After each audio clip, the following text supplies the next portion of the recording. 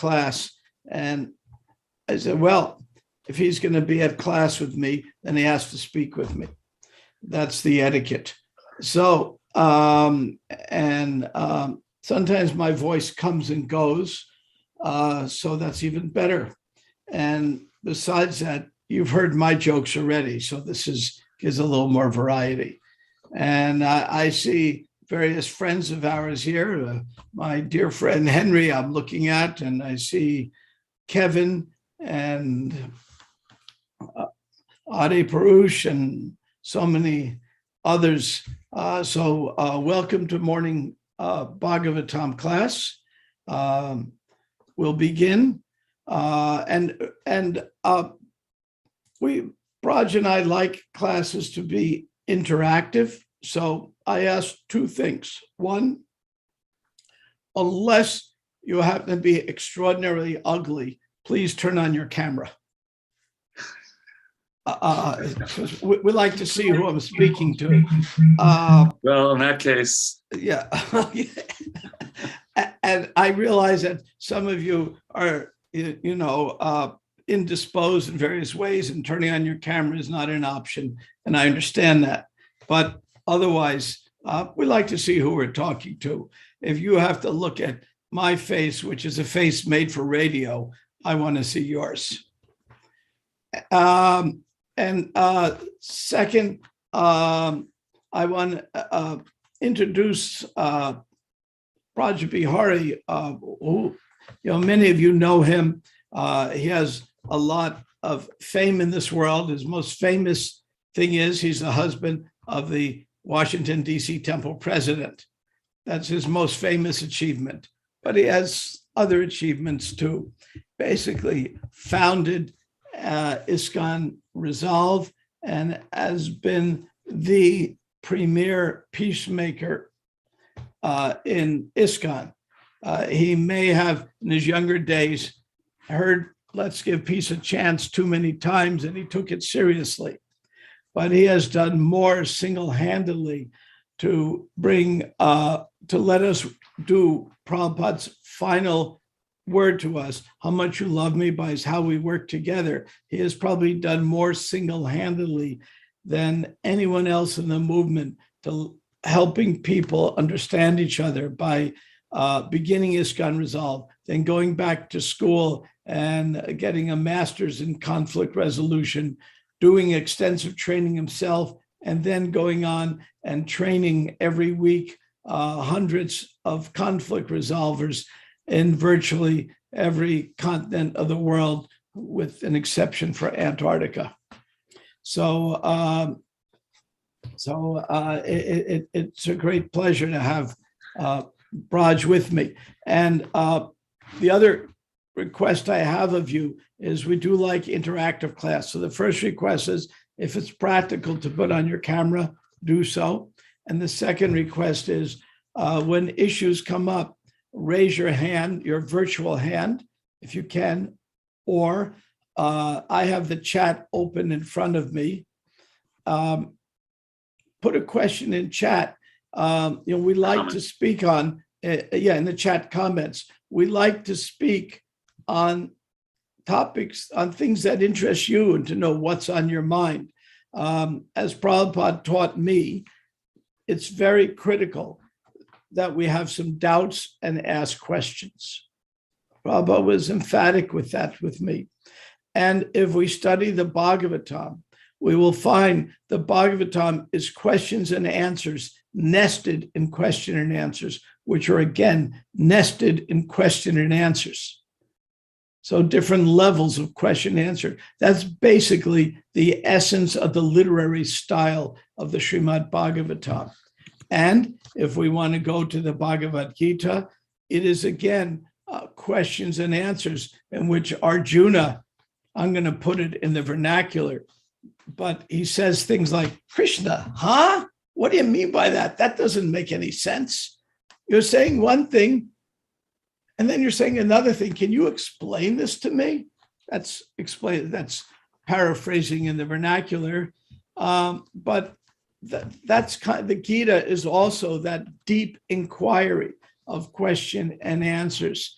So I urge you to put your brain in maximum gear and ask those things that concern you. With that, we'll begin with the prayer. Om Namo Bhagavate Vasudevaya. Om Namo Bhagavate Vasudevaya. Om Namo Bhagavate Vasudevaya. Om Agyanati Nasa Gyana Yana Chacha Chakshurumilitamye Tasmai Shri Guruve Namaha, which translates, that prayer translates, Krishna, please give me a brain. So we will begin with the verse, Braja Bihari.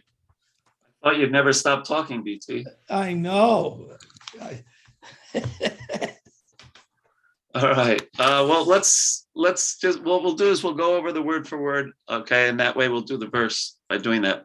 So pradaya means promising to deliver, and mrityave means unto Kamsa, and we all know mritu means like death, so it's unto Kamsa, who is death personified for Devaki. And putran, my sons, mochaye, I am releasing her from imminent danger. And kripanam, innocent. Imam refers to Devaki. Sutta is again sons, different word, putran before, my sons. Me means my. Yadi means whether. Jayeran should take birth. And mrityum, again referring, same as the earlier word, referring to Kamsa. Va or na, not. Riyate, should die. Chet is if. Viparyaya, just the opposite. So you see that word also in the Bhagavad Gita. Va or kim, weather. Not the weather outside, like it's windy today, but whether or whether not. Na means not. Syat means it may happen. Kati, the movement. Datu, of providence. An important word in this context of this verse. Duratyaya, very difficult to understand. Not like in the Gita, Mama Maya Duratyaya. Upastita, that which is presently obtained. Nivarteta, may stop. Nivrita, Devaki's death being stopped. Puna apatet, in the future it may happen again, but what can I do? And the translation is, Vasudeva considered, by delivering all my sons to Kamsa, who is death personified, I shall save the life of Devaki. Perhaps Kamsa will die before my sons take birth, or since he is already destined to die at the hands of my son, one of my sons may kill him. For the time being, let me promise to hand over my sons so that Kamsa will give up this immediate threat. And if in the course of time Kamsa dies, I shall have nothing to fear. Srila Prabhupada's purport. Vasudeva wanted to save the life of Devaki by promising to deliver his sons to Kamsa. In the future, he thought, Kamsa may die, or I may not beget any sons. Even if a son is born and I deliver him to Kamsa, Kamsa may die at his hands, for by providence, anything could happen. It is very difficult to understand how things are managed by providence. Thus, Vasudeva decided that he would promise to deliver his sons to the hands of Kamsa in order to save Devaki from the imminent danger of death. Take it away, Vicky. To put this in context, Devaki and Vasudeva were just married, and Devaki's brother, the illustrious King Kamsa, says, I will drive your chariot as we drive you away. I mean, it's a very nice etiquette. The brother takes his bride and new brother-in-law and takes them on a chariot ride as they exit all the ceremonials. And then sometimes the demigods are troublemakers on purpose. They want to keep things moving a little bit. So they say, by the way, Kamsa, we want you to know that their son is going to kill you. And so they send a big voice from the sky, and Kamsa gets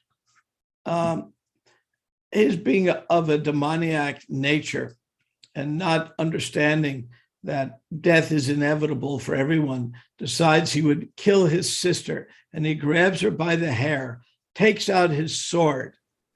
He was driving the chariot, and he lets go of the reins, takes his sword out, and is about to behead his sister. So Vasudeva is a fast thinker. So he gives various arguments. Previously, that we're going to inevitably die. What can we do? And he talks about the changing of the body and how we're not this body. And he's kind of, as we might say, preaching to Kamsa. It didn't work. And Prabhupada describes in the purport that we should try to stay alive with as long as we can, using our bodily strength and intelligence. In other words, this body is a special gift, so don't give it up too easily. Prabhupada is implying in the purport, stay healthy, do those things to keep yourself healthy, because this body is our vehicle, which is taking us to a special place. If we end up with a different body, it's not such a useful vehicle. We may get a bird's body. It's a very useful vehicle for avoiding the traffic jams of New York City. And we can really get around much better in a bird's body. Yet it's not a great body in most cases for self-realization. Now there are special birds in the Ramayana, and we have Garuda, but that's a different story. But generally, it's not the best body for getting around. So the human body is. So he gives them all the arguments, and the arguments fail. So finally, Vasudeva comes up with a fairly clever argument. He says, Kamsa, you have nothing to worry about. And he says it very interesting, even though his wife is about to be killed. It's an extremely tense situation. The demigods have just shouted from heaven, and they're on a chariot, and no one's even holding the reins, and a sword is out. I mean, my gosh. I mean, have any of you been in an airplane that got in trouble, that might have been, an engine caught fire or something's going wrong, or, I've been in such circumstances, and my gosh, it's alarming. Just a little side story. Once Narahari was on a flight from Miami to Venezuela, and I think the engine caught fire, and the passengers were terrified of what was going to happen. They were absolutely terrified.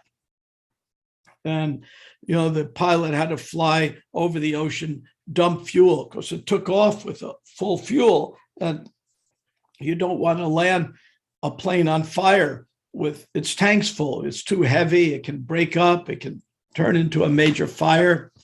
And when a plane has an engine on fire and it's moving 200 miles an hour or 400 miles an hour, the fire won't spread. So even though it might be horrifying, the best thing the pilot can do. So they're flying for an hour, hour and a half over the Everglades and the ocean, dumping fuel. The flight attendants going around telling everyone, you hold your head like this when we land, and get ready, and things might happen, and here's where the exits are, and don't be an idiot and try to take your rollerboard with you when you go out the emergency exit. And all of these things are going on. Oxygen mask coming down, and they're telling you to put your own oxygen mask on first, and then put it on the favorite child sitting next to you. And then after that, the next favorite child, and you know what order you put it on. The flight attendant gives you all these instructions. So it's a quite terrifying situation, enough to get your blood pressure and adrenaline up. So then the plane lands safely. The fire engines put out the fire. Everyone gets off the plane. And then the reporters are there because they've been circling for an hour and a half. So the reporters are all at the airport and they start interviewing the passengers. And they say to the passengers, what happened? What was it like?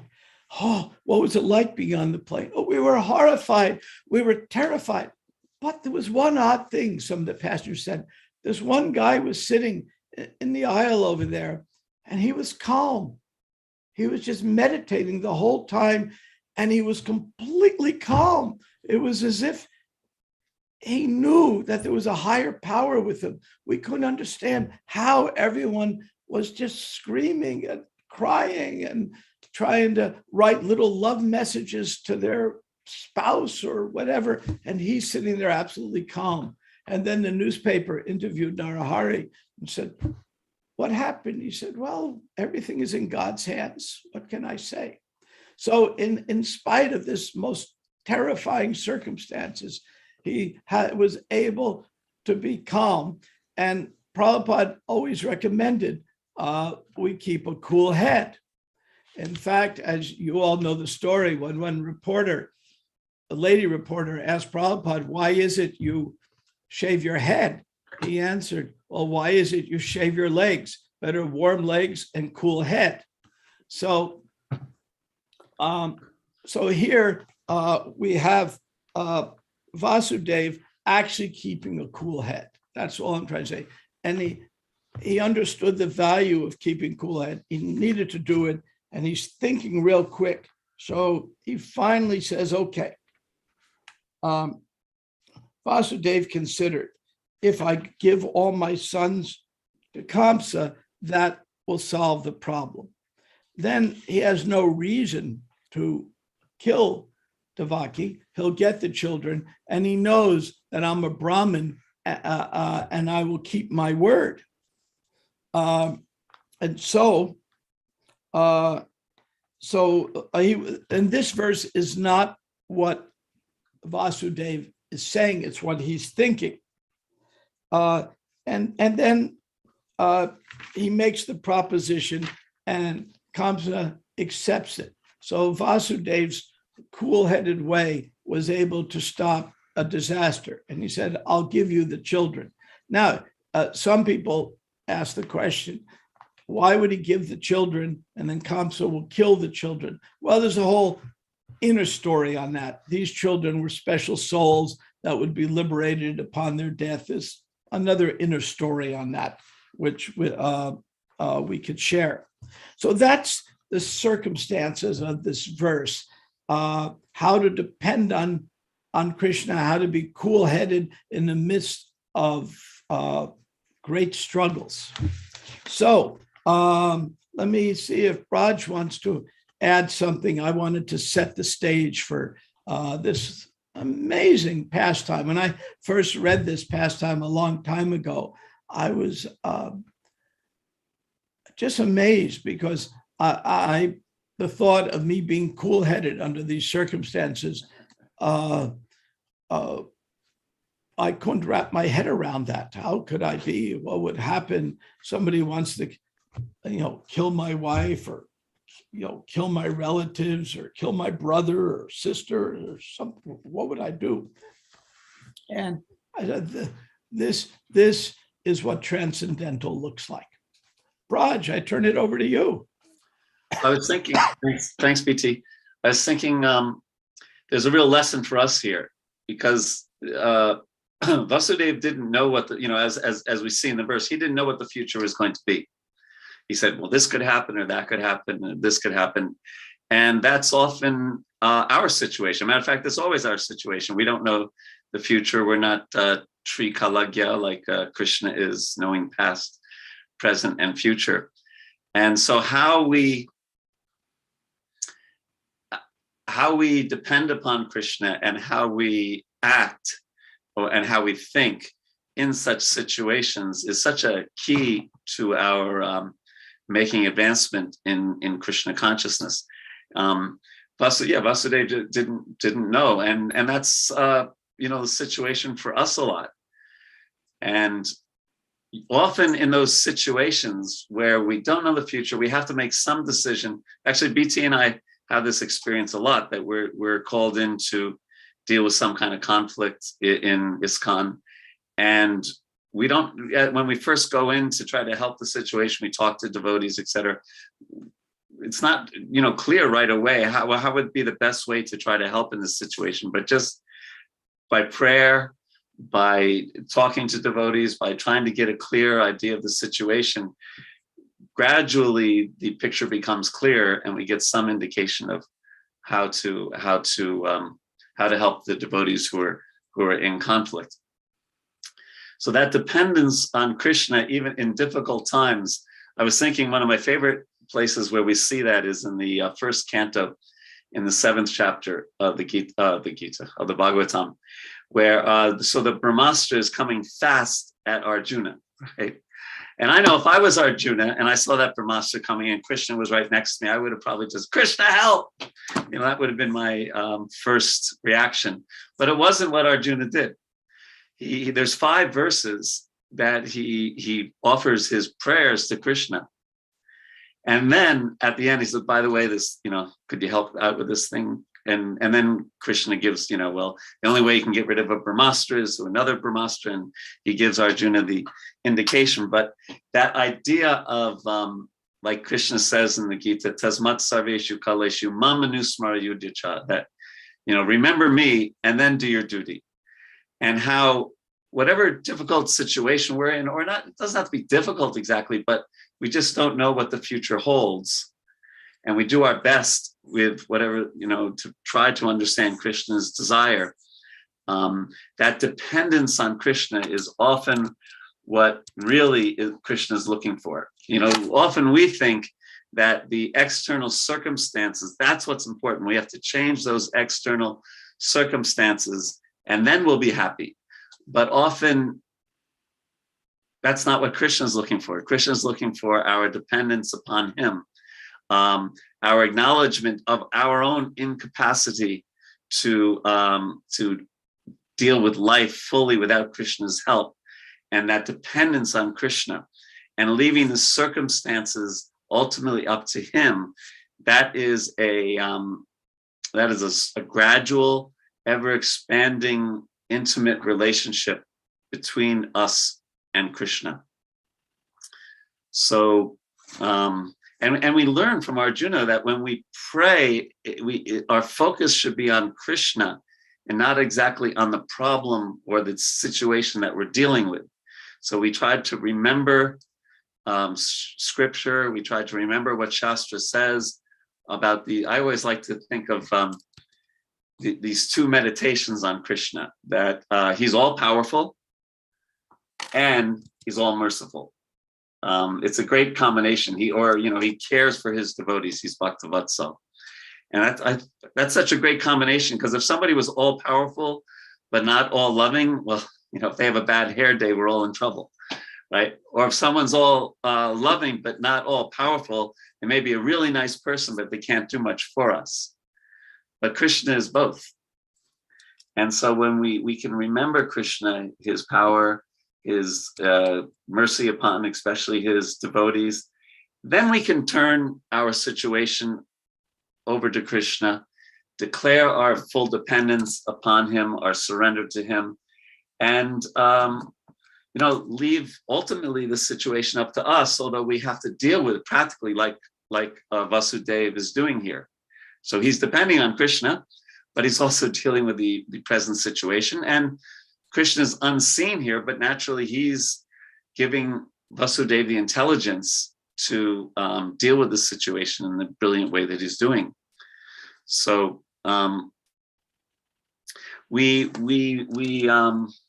rest in faith when the solution is unseen, and we have to trust Krishna's timetable. We have our watch, and Krishna has a different one than us sometimes. You ever notice that?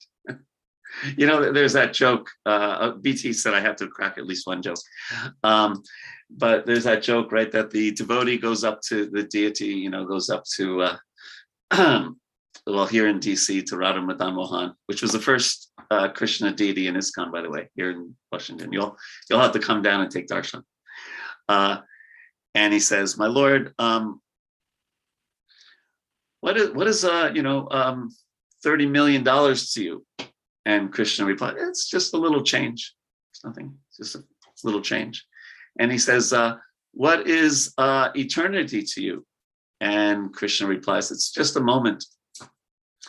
And so the devotees, "Krishna, can you spare a little? Can you spare some change?" Krishna says, "Yes, just a moment." Anyway, Krishna has a different watch than us. So it's these times when we're not sure whether to turn left or right, and it's a great opportunity not to just try to immediately change the material circumstances. And we obviously have to deal practically with things, but to see it as an opportunity to take shelter, to see it as an opportunity to develop a more intimate relationship with Krishna. I think we can learn that lesson from this verse. Is that all right, BT? It's great. Thank you very much. We are, one practical lesson is on here, how to depend on Krishna. What does it mean to actually depend on Krishna? One very senior, very advanced devotee had, about 5 years ago, a tragedy happen. His wife died a most tragic death. These things happen. And immediately I called him up. We're very close.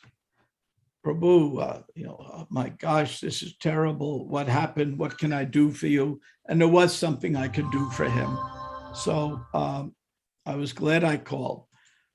But the first words out of his mouth still shocked me to my core. Shocked me. I think of the words all the time.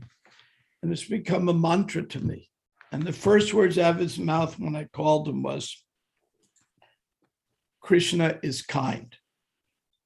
Now here, the most tragic of circumstances we could imagine, his wife dying. I'm not going into details, but an untimely and tragic death. These things happen. And he said to me, "Krishna is kind. He is one of the most Krishna conscious people I know." And immediately, though, he understood that Krishna has a plan by his own watch. And he took it at that, and he took it that way seriously. Now, I'm not claiming to be at that level. I can say without a doubt, that is what I aspire to by sadhana, reading Bhagavatam, doing those things we must do. Prabhupada gives an example of the process that I really like. This is in the example he gives in the Chaitanya Charitamrita. Now, most of you know how to type.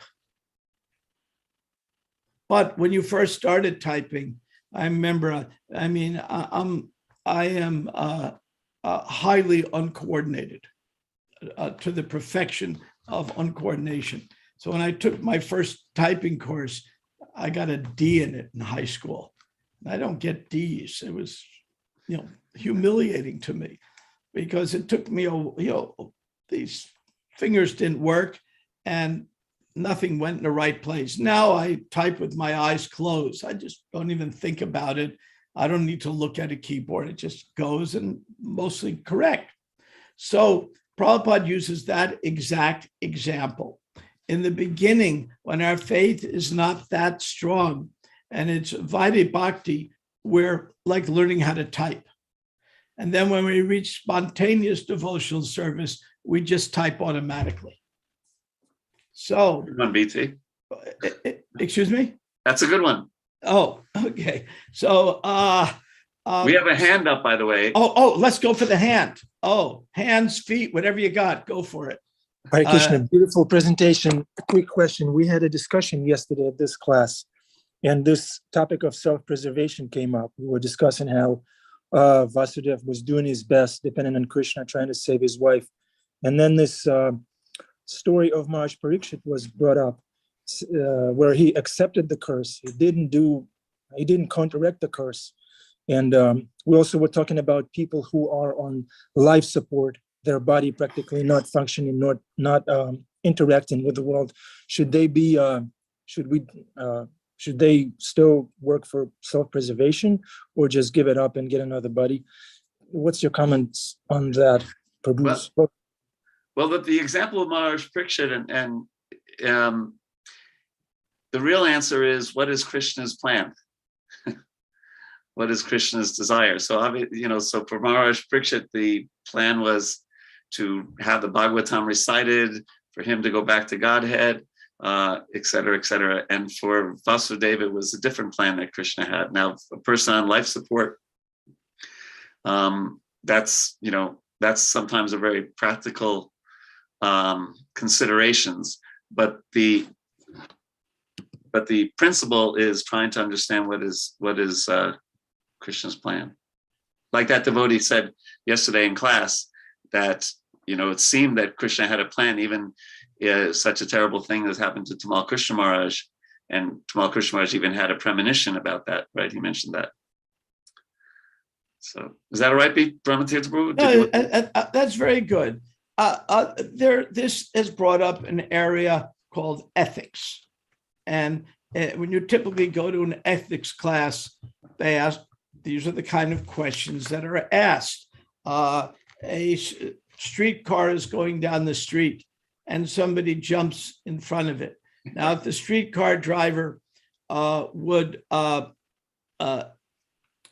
take a certain maneuver, it'll save that person's life, but jeopardize everybody on the streetcar. So does he run him over or not run him over?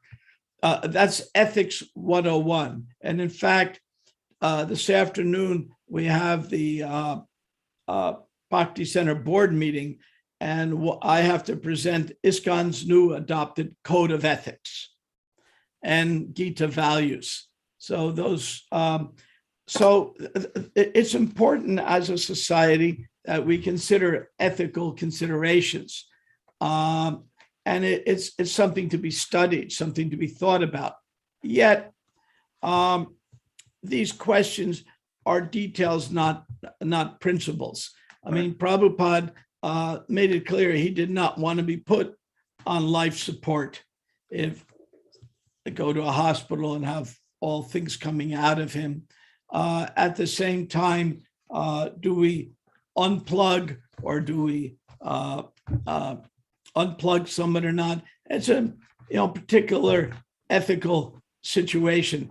I would answer myself that there's no hard and fast rule on it. The first thing I'd want to know is who is named in that person's life insurance before we pull the plug. There are things like that we have to work out. But the rest of it is, generally, we're not too attached to the body. When it's time to go, like Bihari said, we accept that. At the same time, earlier in this very chapter, Prabhupada said, with our intelligence and strength, we stay alive as long as it's suitable. So the question is, how long is it suitable? Right. And you can see Brahmatirtha is from New Jersey. I'm from New York. New York have a better sense of humor. New Yorkers have a better sense of humor than people from New Jersey. I wanted to pick up on one thing you said earlier, Brahmatirtha, Go on. About what was it that you were saying? Yes, the devotee who said, it's Krishna's kind. And of course, that's an extreme situation, but Prabhupada, I only think there's one verse in all of the scriptures that Prabhupada said is the guiding verse for all devotees. And he mentions that in chapter 10 of the Nectar of Devotion. And it's 10:14:8, Tatenu Kampam Sukshamikshamano, that verse that says that basically when in troubled times, a devotee offers obeisances and thanks Krishna with his heart, with his words, with his body, thinking that something much worse could have happened, but Krishna is so kind that he minimized it. And they thank Krishna and they glorify him. And one who attains that kind of consciousness inherits the kingdom of God. They go back to Godhead automatically. So I've always thought of, one way I've thought of advancement is that time between when something happens and we see it as Krishna's mercy, that time becomes less and less. Because I think probably everyone in this call has had some experience in life where something seemingly bad happened, and then you look back at it and you say, oh, that was Krishna's mercy, right? We that famous story. Did you want to say something, BT? Oh, no, go on, please. I'll tell it briefly because probably most of us know the story, but that really neat story that is told about the king who had an accident and lost one of his fingers, and his minister said, oh, that's Krishna's mercy. And you know what it's like when you're going through some hard time and somebody just kind of says, oh, Krishna's mercy, and you kind of feel like, I'm going to give you some of Krishna's mercy, right? Right. So the king didn't like that, so he put the minister in this terrible jail. And he went on, touring the country. And the story goes that he was captured by some cannibals, and they were going to offer him to the goddess, and just, a human sacrifice. And just when they were about to kill him, they noticed that one of the fingers missing, and said, oh, we can't offer him to the goddess. And they release him. And so it goes back to his kingdom. He releases the minister, and he says, you're right. That was Krishna's mercy. My God, you're right. But you were just in this smelly jail with this terrible food. How is that Krishna's mercy? And the minister says, well, I usually tour with you and I have all 10 fingers. So, yeah. So, that whole point of, I think one way to gauge advancement in Krishna consciousness is shortening that time between, some trouble, some challenge in our life, and seeing it as Krishna's mercy. So I just want to make that point. And Andrea has her hand up. Oh, Andrea, go. Andrea always asks good questions, so I am anxious for this. No pressure, right? Exactly. So my question, and Braja Bihari Prabhu kind of touched upon it, that when we're going through something really hard, it can be really difficult when someone throws like Shastra at us or just says like, oh, it's Krishna's mercy. So with that in mind, how do we balance that? Because I feel like one of the things that has come up for me personally, and then I've heard from other either aspiring devotees or people new to the movement, is that they get very put off by people throwing Shastra at them when they're hurting. So how do we balance that? Thank you. Raj, you begin, then I'll. Okay. Well, that verse, maybe someone could put it in the chat, Tatenu Kampam, it's 10:14:8. It's such a powerful verse, isn't it, Andrea? And at the same time, it has to be administered properly. So the way I like to see it is, we don't push someone towards that verse, or we don't pull them, but we walk alongside them. And it's usually a gradual realization that, oh, Krishna had a hand in this, and there's what's the silver lining? And it's generally not seen right away. And so I think patiently and at the right time. And you see that even in the Mahabharata. Oh, there you go. Thank you. Even in the Mahabharata, you see that, there was a time for mourning, not like early in the morning, MOURNING, morning. Before Krishna started speaking philosophy to the wives of the 100 sons of Dhritarashtra, right? So there's a what's that? I guess it's biblical, but I only know the song, right? To everything, turn, there's a season. Ecclesiastes. Yeah, Ecclesiastes. Well, or the birds, depending on which you consider more important, right? That's only baby boomers will get that reference, right, Henry? So walking alongside the person, I think, instead of pushing them, is the way I see it. Go ahead, Brahmatirtha. Well, and also, Ram Baru has this term that I love. I think it should become the byline for ISKCON. And it's an amazing term that describes how to solve the problem that Andrea has brought up. By the way, Andrea, that really was a good question. You did it again. So the term she uses is radical personalism.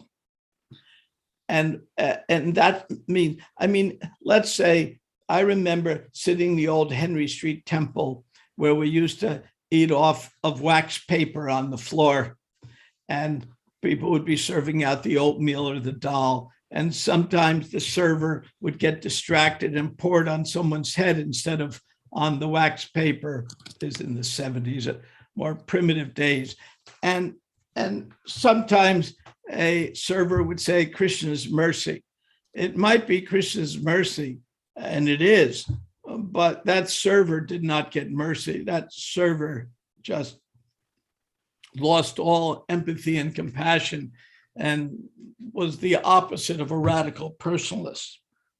So yeah, maybe Krishna's mercy, but I wouldn't want to be in the shoes of the server. And so when we're dealing with each other, we have to deal according to the person's advancement. Sometimes people wonder why. The very first time I met Prabhupada, before I met him in Mayapur, was briefly in Calcutta. And when I went I was invited into the room, Prabhupada's, this is the same temple we still have now in Calcutta. And I was invited into the room. So I sat down, there are mats on the floors covered with sheets. Prabhupada sitting behind a low desk. And in the back of the room, two devotees were arguing. And I was told Prabhupada is the Jagat Guru. He's, he was so glorified to me by the devotees. Why would two of his disciples be arguing? Can't they just turn and ask him, hey, Prabhupada, what's the answer? And they were arguing, and it bewildered me. And I just couldn't figure it out. Later, it became clear, because one of them was a sannyas who was about to, as we used to say in those days, bloop. And sannyas wasn't for him. He didn't know what to do. And the reason Prabhupada, I understood later, did not intervene is this. This devotee was about to violate certain instructions. And if Prabhupada would have said something else to them, then he would have committed a bigger offense to directly disobey the orders of the guru. So Prabhupada knew, just leave it alone. Just leave it alone, and in due course and the time, the best thing will happen. So it takes a certain wisdom to know when to act and when not to act.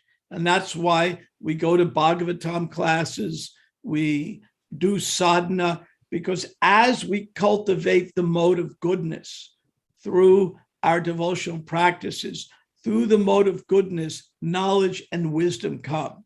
And if we're in the mode of passion, we're not going to quite know what to do. And if we're in the mode of ignorance, we are going to know what to do. It's just going to be the wrong thing. So it's in the mode of goodness that we actually know what to do. Now, what if we're not fully situated in the mode of goodness? And I don't claim to be fully situated in the mode of goodness. So on a personal level, what do I do? Well, I can't pull out my hair anymore, so I have to find something else to do.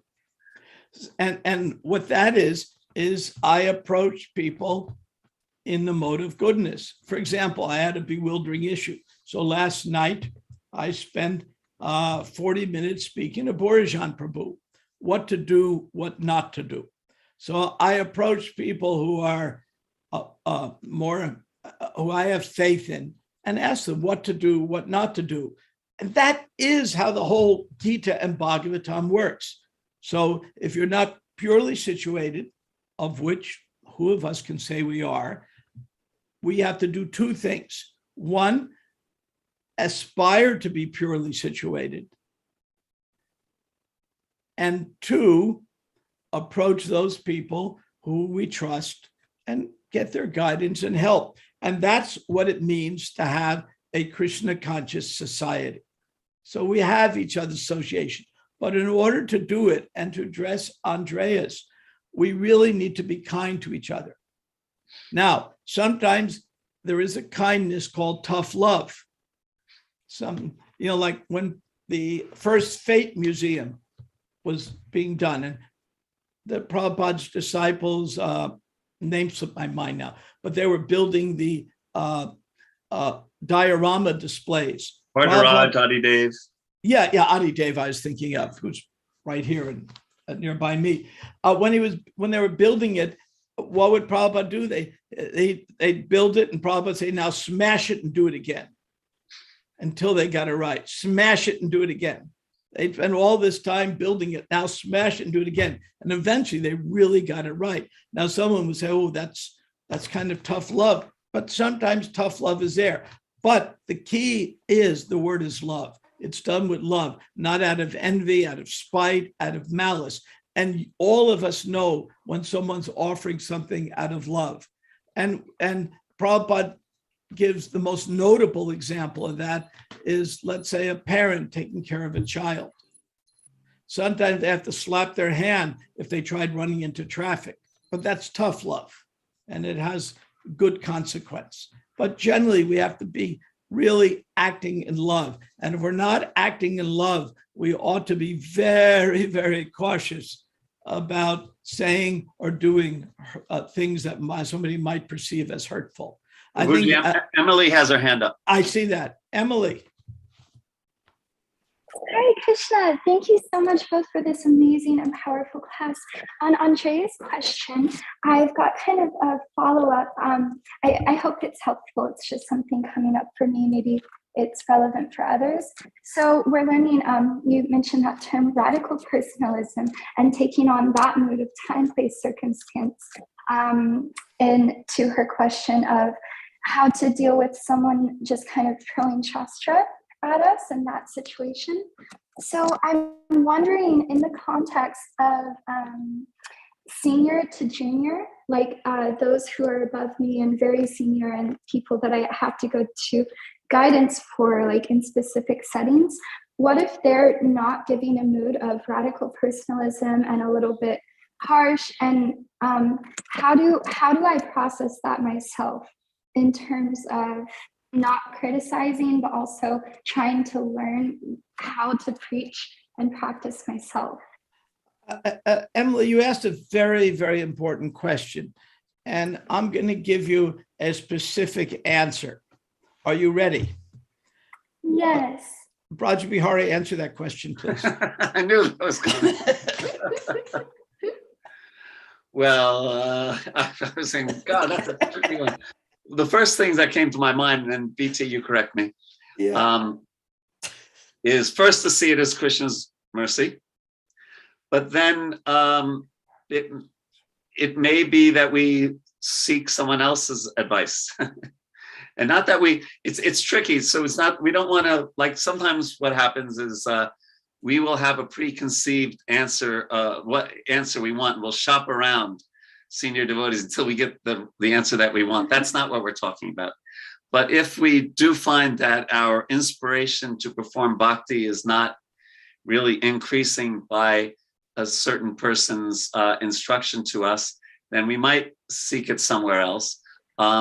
Or we might just say, no, this is Krishna's arrangement. It may, what lesson am I to learn from this? And let me, gather up some strength and follow this person. So it really depends on the time, the place, and the circumstance. I put the 3 Sanskrit words there in the chat, Desha Kala Patra. It's hard to, give a pat answer, because sometimes the best thing would be to talk to someone else, or the best thing sometimes might be to just, offer it up. As my wife's mother used to always tell my wife, just offer it up. Do what you don't want to do, but just offer it up to Krishna. So it depends. Yeah. It's the Kenny Rogers philosophy. You have to know when to hold them, know when to fold them, know when to walk away, and know when to run. And this is going to help any of you who are poker fans. Let me see. I have a more elaborate answer. I like what you said a lot, Braj. And I don't mean elaborate answer. I mean an example. But I think we're out of time and may have to wait to next class. So let me check with my host. You know, Oh, yeah, it's uh, late. yeah, and Lord Chaitanya has urged us to be concise. Let's do it. Let's take this one, the last one. Okay. Right now, there is various controversies over vaccines. I Really? won't. I won't get into it other than to say I'm waiting for my 4th booster and I hope it's soon. But putting that aside, I received a vaccine in the 70s that has lasted me all of this time. And that vaccine has given me the faith to deal with Andrea's and Emily's question.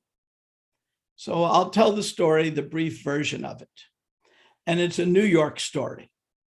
And it happened in Brooklyn, because we all know a lot of weird things happen in Brooklyn. Anyone in New York knows that. So Brooklyn is its own planet. And when I got back from India, Prabhupada told me, if you have any questions, talk to the temple president, Sannyas. And a very nice, very intelligent, cool-headed, extremely competent devotee. But somehow he got illusioned and he got married.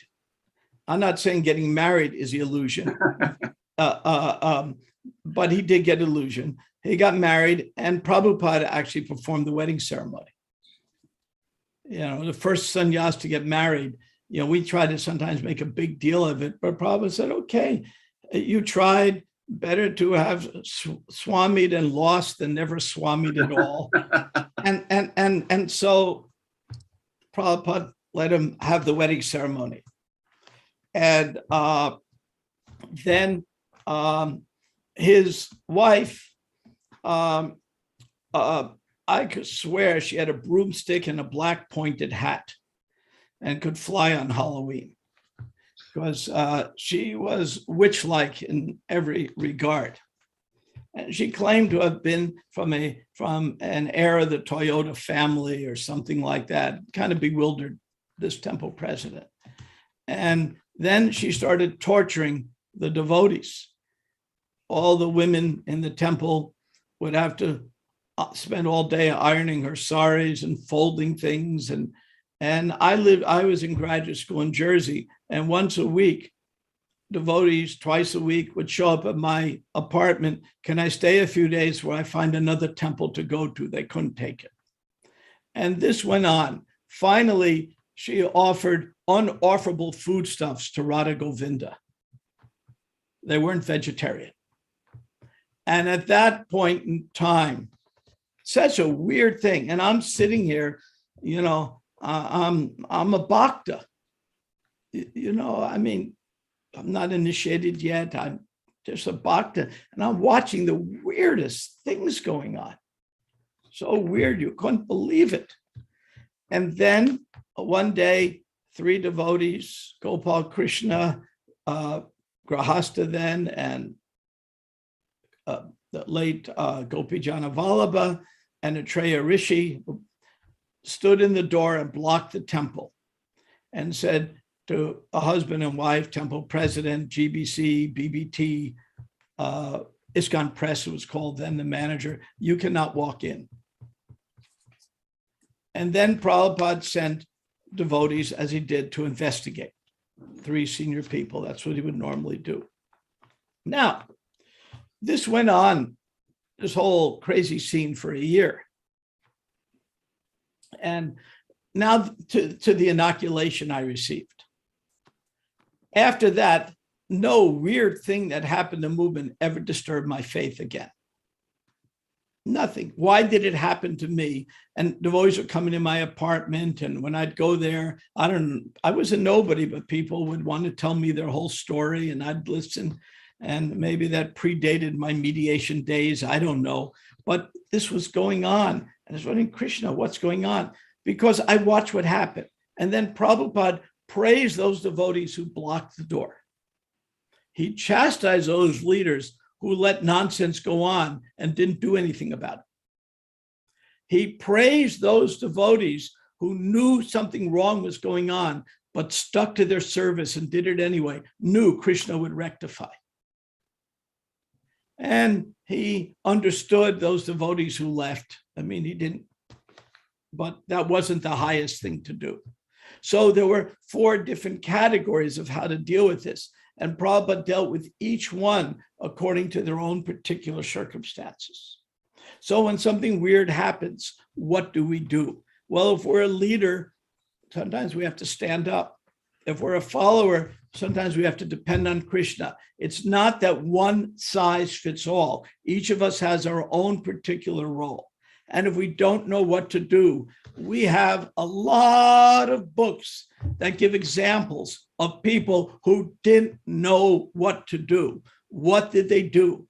Well, we read about it every day, so we know what to do. So that's one of the lessons I have.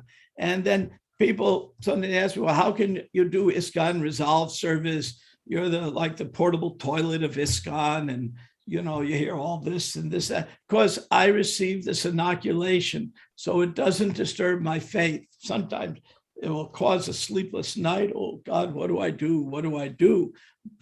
Is there anything I can do to help? But it doesn't destroy my faith. So when difficult things happen, it is the opportunity for us to go deeper. And how to go deeper, we all know what to do. We get sadhu sangha, we read, when we chant. When I get an anxiety, when I chant my japa, I really say out loud the first Hare Krishna, Hare Krishna, Krishna Krishna. And it just kind of wakens up my mind and I start connecting with Krishna. That's my own technique that I had learned from a japa seminar. You can have yours. We're all individuals. So with that, I think we will stop here. We're way over time. Braja Bihari, I can't say how good it is to have you as my partner for class. This is really special for me. Wonderful opportunity. Thank you for giving me some service, Prabhu. Yeah, and I thank you all, and I hope you all have a wonderful day in Krishna service. I will see you this afternoon, Brajarani. I will see you next month, my dear friend Henry. I will see you soon in Gainesville, Kevin, and I wish you all a happy Hare Krishna. Thank you, Brahmatirtha Prabhu, and thank you for your surprise appearance, Braja Bihari Prabhu. Thank you very much for your jokes. Thank you, everyone, for keeping your cameras on. Akikuji, where are you? Coney Island? Sunset, sunrise? Okay, Hare Krishna. Thank you, everyone, for contributing in this class, for this Q&A, Srimad Bhagavatam, Rajarani. Good seeing everybody. Bhima Prabhu and his horses.